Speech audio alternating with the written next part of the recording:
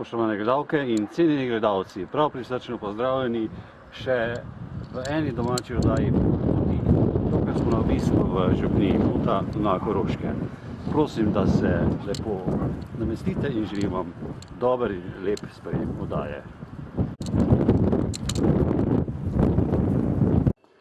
Hvala Jezus in Marija. Danes bo za naše gledalce oddaje Pot Poti spregovoril Jezusov duhovnik Marko Drevenšek, ki je župnik na Muti na Koroškem. Dobrodošli. Vi tudi dobrodošli tukaj na tem koncu, v naši župnijski cerkvi in našem okolišu. Morda za naše gledalce, zveste gledalce oddaje Pot Poti bi samo dodal, da prihajate iz župnije Starše, jaz pa iz župnije Cirkovce na Dravskem polju. Cerkev v Cirkovcah je posvečena Mariji, domača je bila iz sosednjih župnij, sosednjih vasi in to je tudi dovolj zgovoren razlog, dragi prijatelji, da ostanete v družbi naše televizije. Poseben pozdrav pa gledalcem Gorenjske televizije iz Kranja, ki so tudi zaslužili, da sem danes vaš gostitelj na Muti. Sedaj bi vas pa gospod župnik prosil, če se našim gledalcem oddaje Pot Poti na kratko predstavite. Nekaj je že bilo slišanega, jaz sem tukajšnji župnik, oziroma župnijski upravitelj, čisto natančno, zdaj že drugo leto. Pred menoj sta bila tukaj dva duhovnika, ki sta se potem upokojila in jaz sem prišel vsem. Torej, lepo pozdravljeni na tem koncu. Muta mogoče komu nič ne pove, zato ker je za marsikoga zelo oddaljen kraj. Za vse tiste, ki ne veste, vsaj enih par podatkov, da se nahajamo v Dravski dolini, da imamo na nasprotni strani Drave, se pravi vis-a-vis Mute, Slomškovo Vuzenico, kjer je Slomšek bil 6 let za župnika, da se nahajamo v delu Dravske doline, ki je čisto blizu Dravograda in je tukaj lep in širok, tako da če bi samo čisto na kratko opisal v 2-3 potezah ta kraj, kjer jaz službujem kot duhovnik, lahko rečem, da so tukaj hribi in pa zelo lepa in široka dolina. Pridemo na predstavitev župnije Muta, bi naši gledalci oddaje Pot Poti povabili na krščanski strežnik RKC, kjer si lahko tudi pogledajo oddajo o blaženem Antonu Martinu Slomško in tudi njegovo rojstno hišo na Slomu in tudi kje je pravzaprav spal in kaj več pa lahko najdete na krščanskem strežniku RKC. Kakšen je pa utrip župnije Muta in teh podružničnih cerkva, katere imate v upravljanju? Da lažje vstopimo bolj v ta naš utrip, našega tudi župnijskega življenja. Samo čisto na kratko tudi o naših cerkvah. Mi se zdaj nahajamo v župnijski cerkvi, zdaj smo pred glavnim oltarjem. Župnijska cerkev je posvečena Sveti Marijeti. To je ena izmed 4 župnijskih cerkva, kjer jaz kot duhovnik službujem. Potem so še druge župnijske trgovanje, tam imamo tudi redne nedeljske maše, tako kot na Muti. Potem so še pa tukaj 2 župnijski cerkvi v hribih, je več kot 1000 metrov že tam visoko in sicer Sveti Jernej in Pernice, kjer pa imamo mesečno maše, pa ob večjih praznikih, kot so Božič, Velika noč in še kakšen drugi, sploh patrocini. Preprosto zaradi tega, ker so cerkve na krajih, kjer je res malo ljudi in se je v preteklosti videlo, da je najbolj modro, da so tam redne maše bolj res poredko. Drugače imamo pa še 7 podružnic. Tu so ene bolj, bi rekel, mogoče katere še precej izpostavljene, recimo Sveti Urban na Košenjaku, mnogim zelo neznano, ne povem, da je čisto na meji, svoj čas je meja potekala posredi cerkve. Sedaj je pa to naša najvišje ležeča cerkev na 1329 metrih nadmorske višine.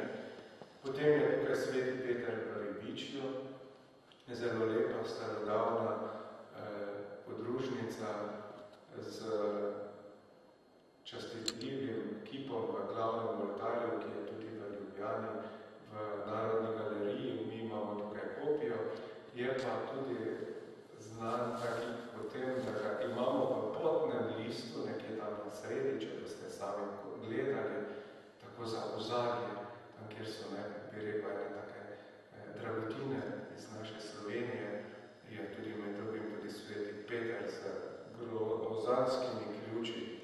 Potem je tukaj najbolj znamenita cerkev gotovo Rotunda, sodi med najstarejše na Slovenskem, pa je, da so samo 3 cerkve v Sloveniji takega tipa. Rotunda bi naj bila posvečena leta 1052, ko je eden izmed papežev takrat potoval tudi mimo in cerkev tudi posvetil, pa je bi naj bila v osnovi še starejša, kot da danes je tukaj ena izmed glavnih atrakcij ljudi, ki obiščejo te kraje tukaj. Potem je še tu cerkvica svetega Štefana, znana je kapelica oziroma cerkvica Marija v Bistrici, v Bistriški dolini, ki je nastala, oziroma tam je zraven tudi kapelica svetega Frančiška, ki je praktično nastala res na podlagi situacije, ki se je pred skoraj 20 leti zgodila na avstrijski strani, ko so zajezili Bistrico in je potem tukaj bila velika ogrožena poplava. Še danes je praktično in je to postalo mesto, ki povezuje še na poseben način ekologe, ravno zaradi te preteče nevarnosti poplav. Na Trboveljski strani, oziroma na drugi strani Drave, je pa to še podružnica svetega Damijana.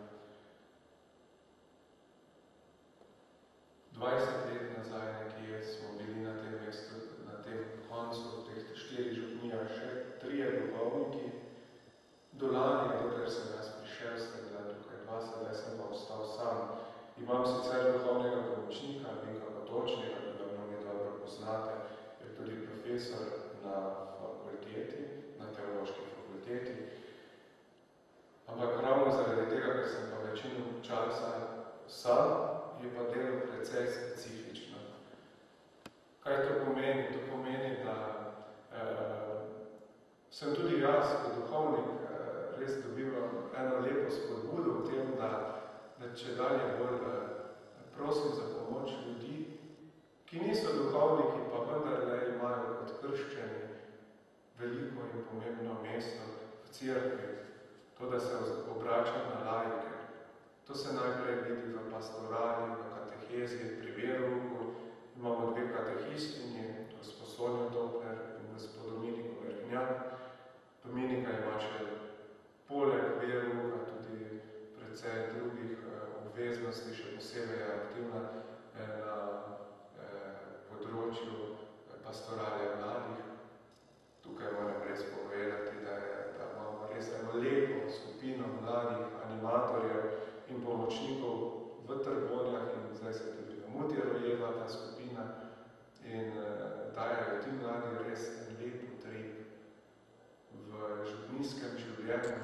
Še posebej se to pozna, ko svoje mladostne moči dajejo tudi za druge mlade na oratoriju, na oratorijskih dnevih, pa tudi o kakih podobnih prilikah, ko lahko sodelujejo. Še posebej tukaj moram omeniti, da so mnogi zelo aktivni tudi pri nedeljskih svetih mašah in je to res ena lepa stvar in obogatitev za celo župnijo.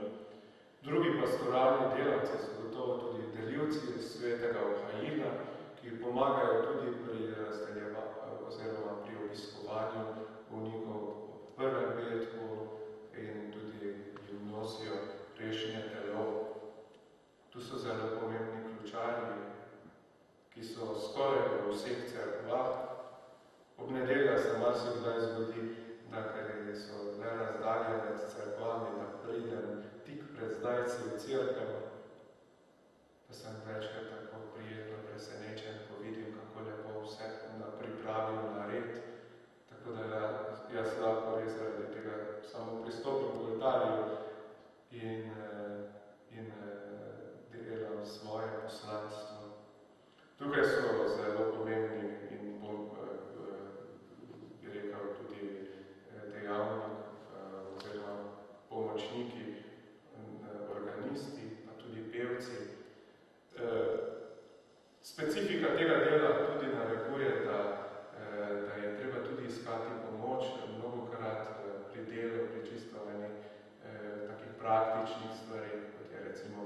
strani. Zato res sem izjemno hvaležen, da tudi tukaj prihajajo ljudje zelo naproti in so mnogi pripravljeni tudi tukaj pomagati.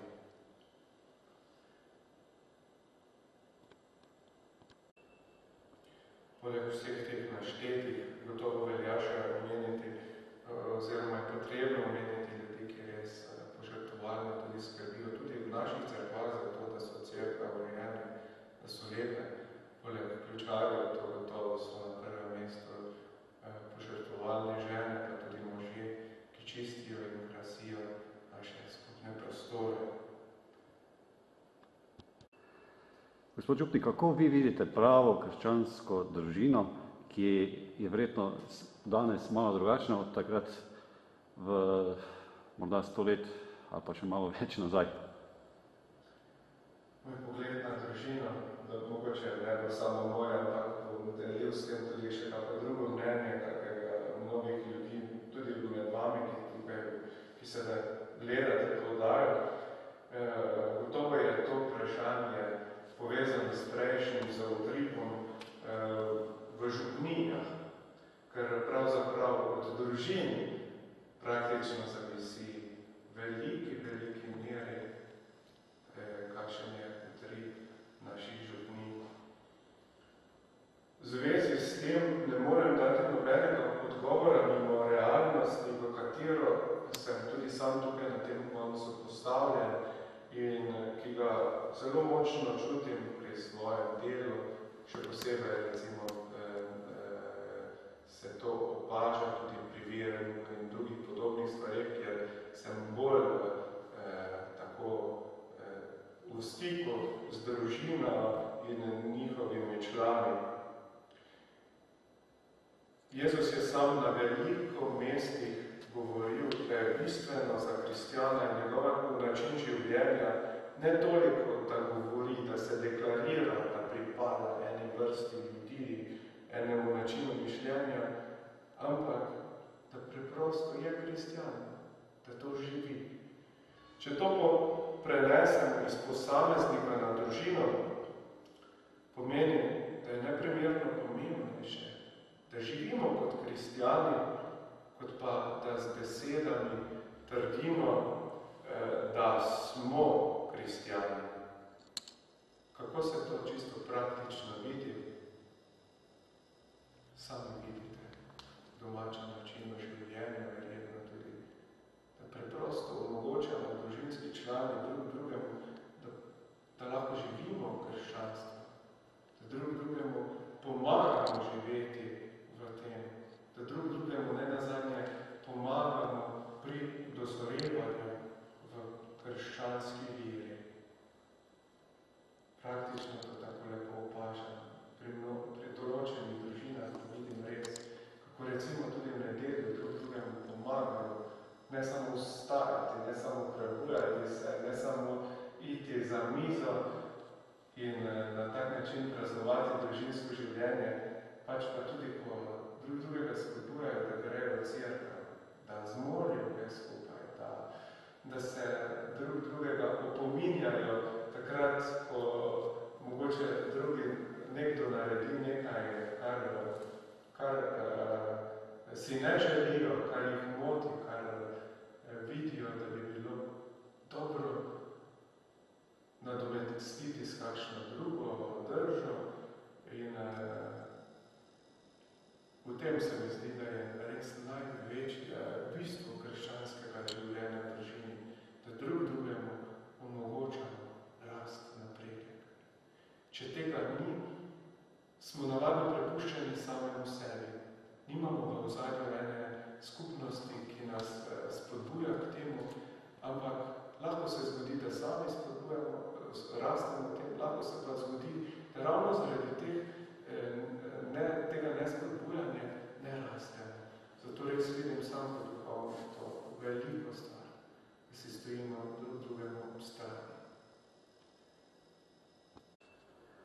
Kaj bi dejali za mlade, jih znamo odrasli pravilno voditi?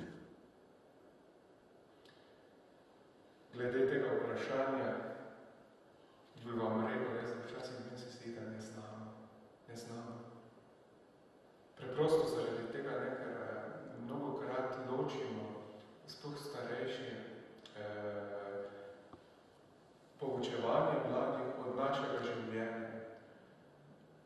Jaz, ko se sam spomnim iz svoje mladosti, vidim, mislim, ko zdaj gledam, kaj mi najbolj ostaja v spominu, so gotovo to ljudje, ki niso samo govorili, ampak so res, to, kar je že bilo prej rečeno, tudi za krščansko družino, ki so res taki ljudje, ki so sami to poskušali živeti, kar so govorili.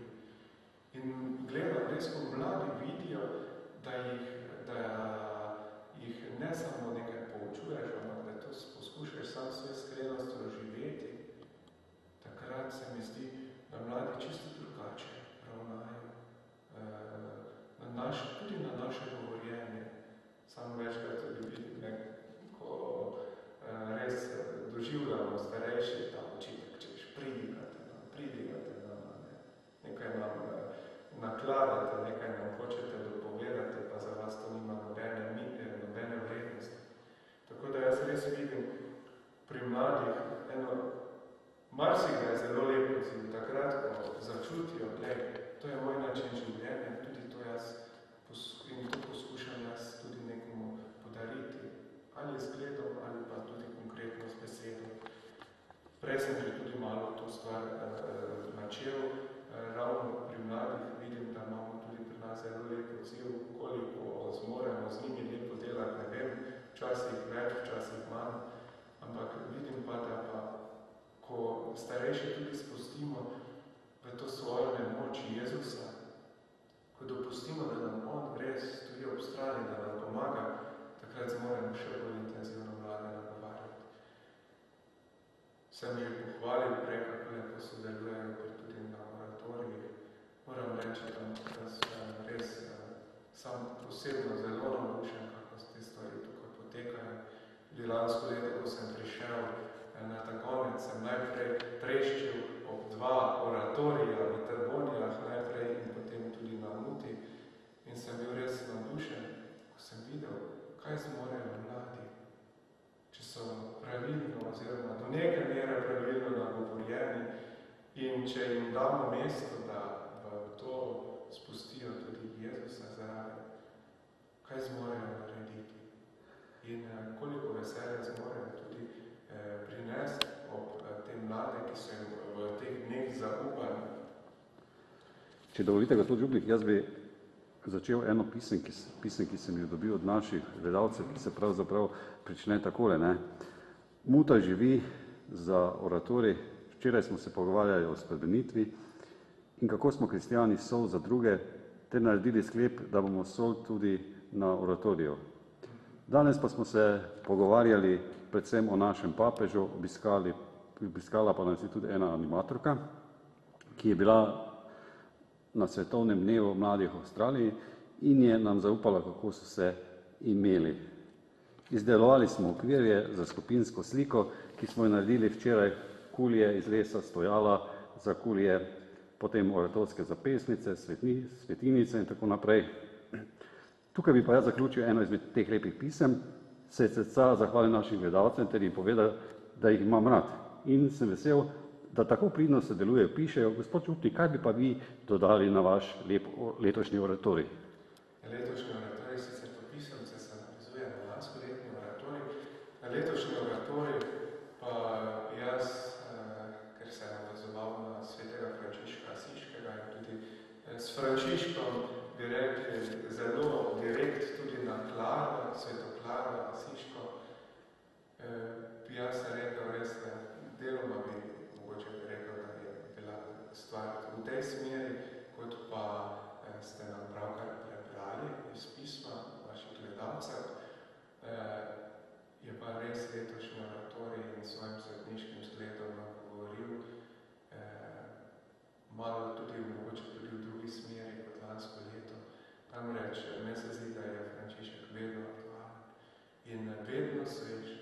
In to se lepo vidi tudi pri otrocih, ki mnogokrat tudi kako stvar zelo lepo, bi rekel, povzamejo tudi mogoče vsaj za nekaj časa za svojo.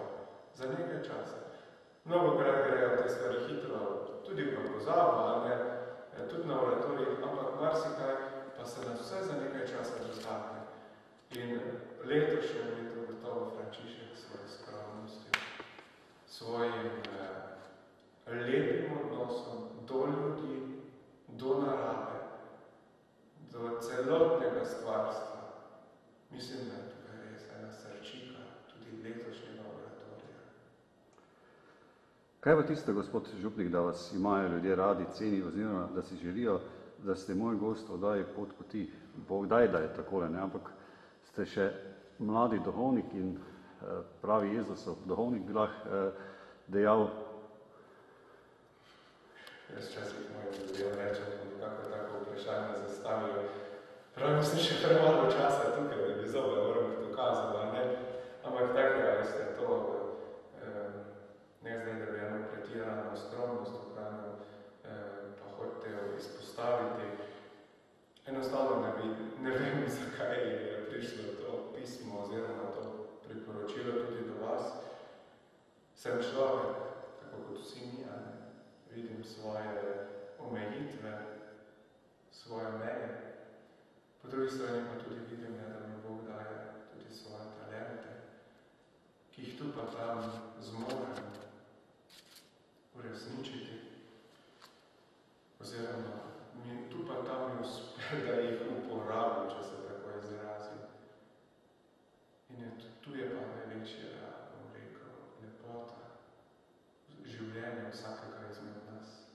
Ko nam uspe, da uporabimo tisto, kar nam Bog polaga v naše življenje, ko spravimo to v življenje, ko tudi to drugim ponudimo, takrat na dolgi rok ne moremo, skoraj gotovo ne moremo razočarati drugih. Ne moremo. Ampak smo res lahko dobesedno dar drug za drugega. Ne vem, mogoče je tudi to en del odgovora, ki ste ga na vprašanje, ki ste ga zastavili. Ja, hvala, da ste tako lepo povedali. Je lahko molitev, sreča, radost, potreba človeka? Gotovo, ampak se mi zdi, da je za to, da pridemo do te stopnje, je gotovo potrebna vaja. Molitev nam prav gotovo, oziroma skoraj lahko rečem, gotovo ne bo pomenila, Bog ve kaj, če bomo redko molili, mogoče enkrat na leto, ali pa bomo že naprej gojili v sebi en odpor, spet moram moliti, spet moram nekaj narediti, nekaj, kar mi ni všeč, ampak moram,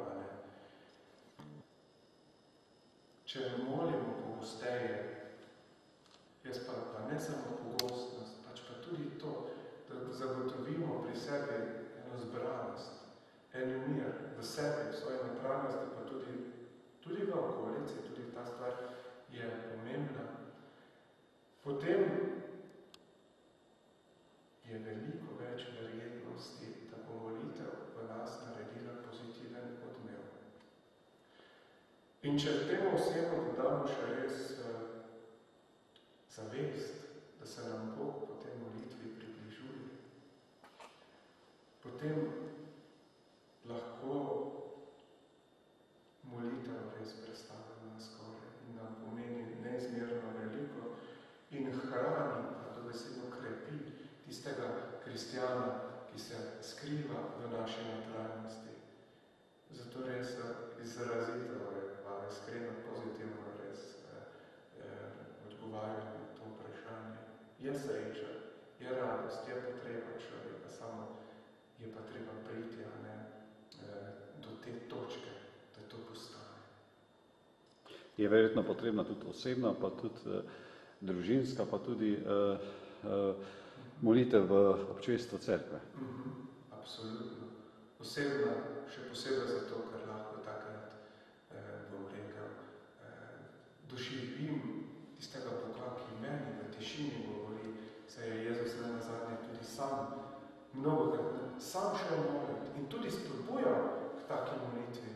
Družinska, pa občestvena, širša molitev, tudi v cerkvi, pa gotovo zato, da dobimo, da kot skupno začutimo drug drugega, da dobimo potrditev v tem, da nisem sam, ki ustrajam, ki grem to pot, ampak da smo drugemu podarjeni, da ustrajamo. To je tudi navezava na prejšnje vprašanje, ne, o družini. Družina je lahko ena zibelka krščanstva, je lahko ena celica, kjer ljudje res drugega spodbujajo k temu, da Bog tudi preko molitve vstopa v nas. Ker so z nami tudi gledalci preko krščanskega strežnika RKC, predvsem naši zdomci v Ameriki, Avstraliji, pa tudi kje druge jih tudi prisrčno pozdravljamo z gospod župnikom.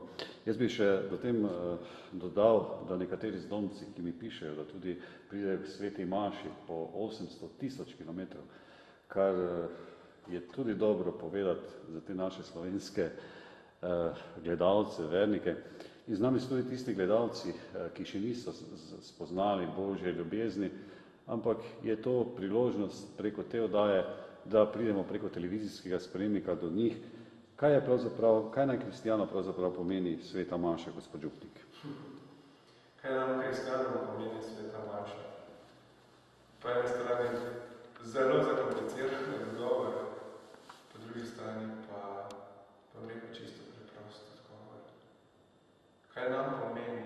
Oziroma, kaj bi naj nam pomenila? Recimo, da v to smer tudi obrnemo to vprašanje in potem tudi odgovor.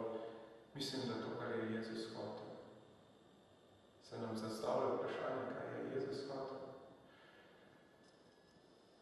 Mislim, da, če tako res poskušam čim bolj preprosto razložiti, mislim, da je Jezus hotel to, da se zbiramo kristijani. Da v sebi obnavljamo zavest, komu pripadamo. Da ob branju Božje besede, se pravi ob branju odlomkov iz Svetega pisma, nenehno podoživljamo to Božjo prisotnost, ki je delovala vedno v zgodovini človeštva in je res zgoščeno napisana v Svetem pismu. In ne nazadnje, ne samo, da ob Božji besedi doživljamo Božjo prisotnost, ampak da jo še na poseben način doživljamo, ko, tako kot Jezus pravi, ko lovimo kruh. In tako kot tudi apostol Pavel in potem drugi apostoli in pisci Svetega pisma v Novi Zaveti. Ko res podoživljamo to, da je Jezus v tem trenutku posebej navzoč, njegova kalvarija, še pred tem njegovo trpljenje, njegovo zadnje večerje. In da je ta Jezus ne samo hrana v besedi, ki jo preverjamo, ampak resnično, ko gremo v svetem obhajilu. Mislim, da je to Jezus res hotel in mislim, da je tudi v tem srčika svete maše in tudi pravega krščanskega razumevanja svete daritve.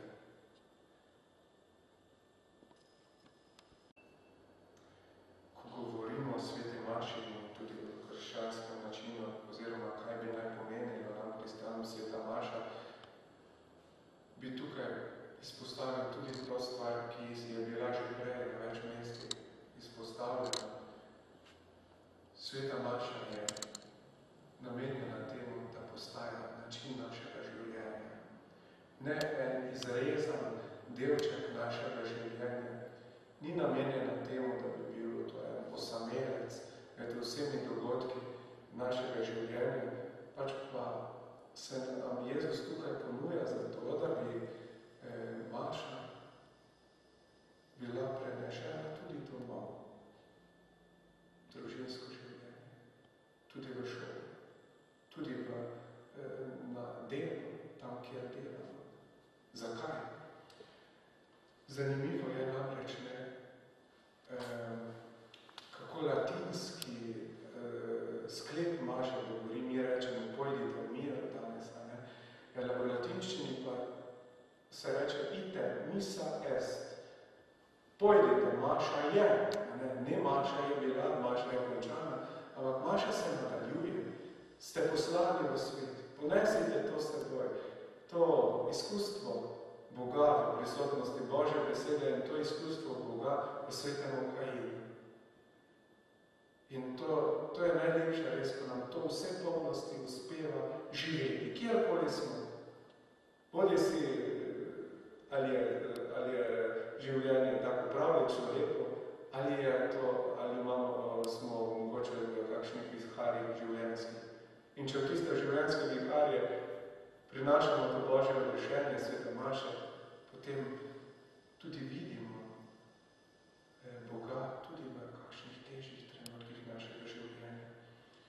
Ker je ta stvar namenjena tudi, ta vdaja namenjena tudi, da malo predstavim našo življenje. Jaz sem strašansko vesel, da tudi na tem področju naše življenje precej, oziroma naše življenje se župljani precej angažirajo. Kar nekaj jih je, ki se tudi konkretno v Caritas zelo dejavno udejstvujejo. Nedolgo nazaj je bil teden Caritas, koncert Klic dobrote.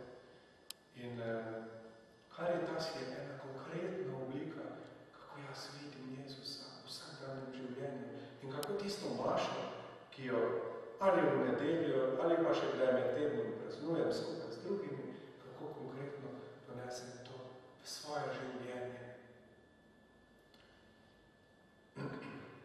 Kajti po Jezusovih rokah, oziroma po duhovnikovih rokah prihaja Jezus med nas, je verjetno tudi potrebno, da za duhovne poklice do nekle tudi skrbimo in ob tej priložnosti bi verjetno še vi kaj dodali, morda z molitvijo oziroma spodbujanjem. Gotovo. Ampak skrb za duhovne poklice ni samo to, da molimo za nove duhovne poklice.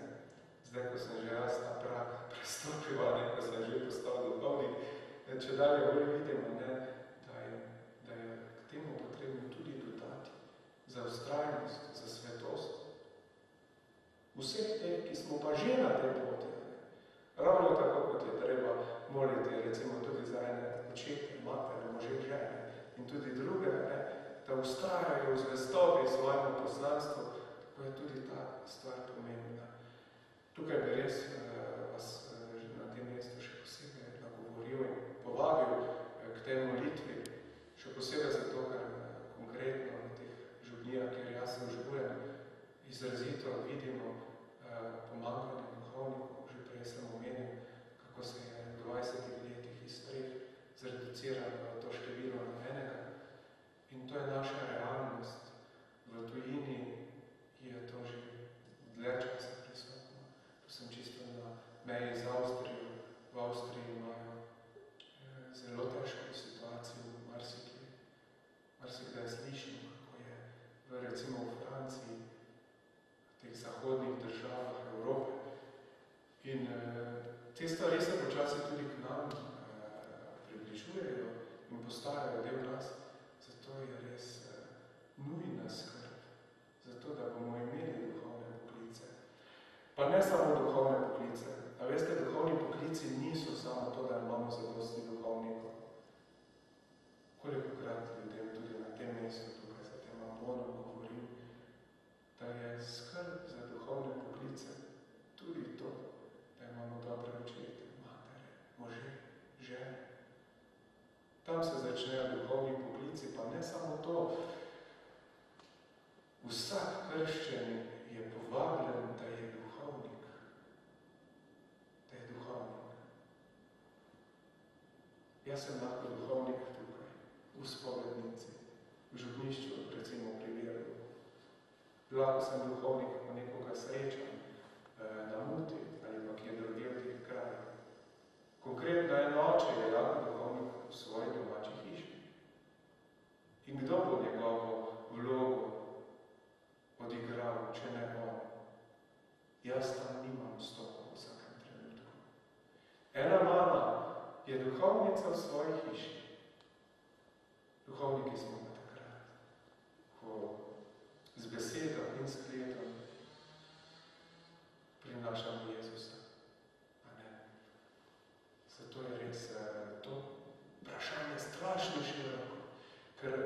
razširimo to vprašanje tudi na ta nivo, vidimo, kakšen pomen imajo tudi ljudje, ki niso službeno duhovniki, kakšen pomen imate, da ne tudi neverni laiki in da je vaše delo neprecenljivo.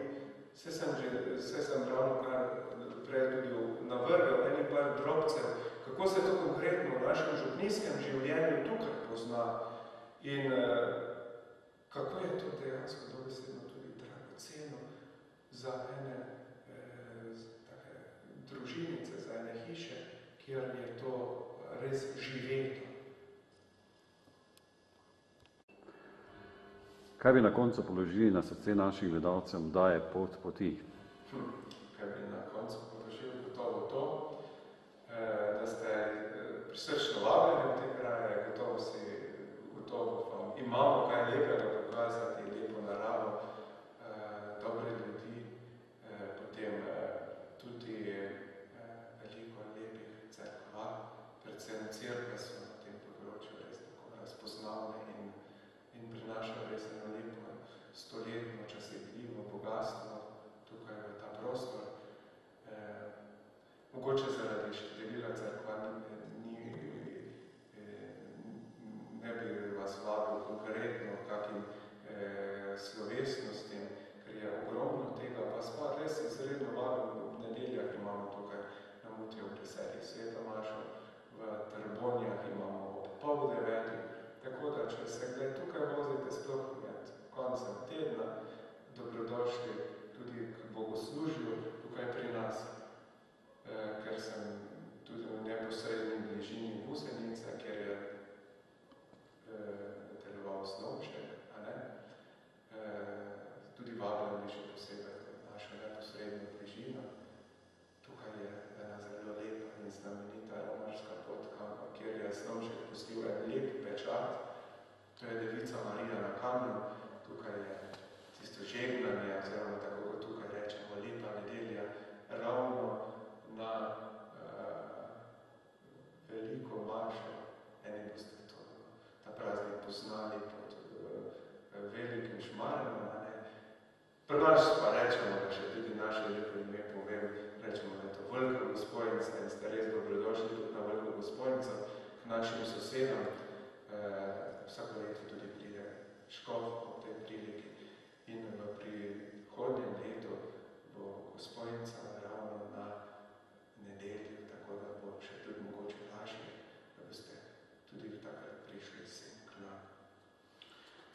Kot ste videli, spoštovane gledalke, cenjeni gledalci, ste prisrčno vabljeni. Zahvalil bi se vam, gospod župnik, za sodelovanje v oddaji Pot poti in ostanite še naprej tako zvest Jezusov duhovnik. Hvala lepa za to. Če smem samo še eno stvar dodati vsemu temu, jaz bi pa vam še res, ne samo da vas vabim kot duhovnik res v te naše kraje, da jih obiščete, da jih raziščete tudi, ker je ta del Slovenije vse kolikor se pogovarjam z drugimi, z mojimi prijatelji, z drugih koncov, predvsem nepoznano. Vas vabim res, ker smo vidite, kako je pa svečka gorija, prva adventna, stopamo v advent, v čas priprave na Jezusovo rojstvo. Jezus je že bil rojen, ampak Jezus mora biti za vsakega izmed nas rojen. Prejšnji papež je tako lepo dejal v eni priliki, da se vsaka generacija mora sproti odločiti za Kristusa. Živeti z njim ali pa živeti mimo njega. In tako tudi mi moramo vsak zase, pa ne samo enkrat, večkrat omogočiti, da se Jezus rojeva v nas. Takrat bomo videli smisel naše zvestobi Jezusu in takrat bomo res videli smisel, da bomo vztrajni. In ne nazadnje, če smem s tem tudi zaključiti, takrat bomo resnično krščansko doživljali tudi ta Božič, Jezusov prihod, Jezusovo rojstvo, ki ga bomo čez nekaj dni praznovali. Gospod župnik bo klonil za lep sprejem, da ste spregovorili za naše cenjene gledalke in gledalce oddaje Pot poti. Vas, dragi prijatelji, pa lepo pozdravljam iz Mute na Koroškem z starim krščanskim pozdravom: Hvaljen Jezus in Marija.